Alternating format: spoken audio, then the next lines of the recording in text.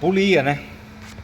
E você ainda teve azar no caso. Realmente as quatro, tem alguns modelos que elas são a de admissão variável e a de escape fixa.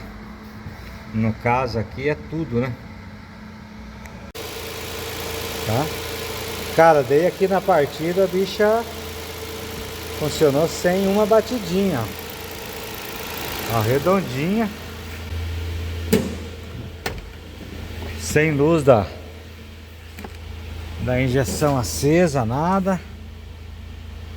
Rotaçãozinha lá, tá frio, lógico, né? Olha lá no 1000 RPM certinho, ó, um reloginho, ó. Quer ver? Vou desligar ele, vou dar na partida pra você ver, ó.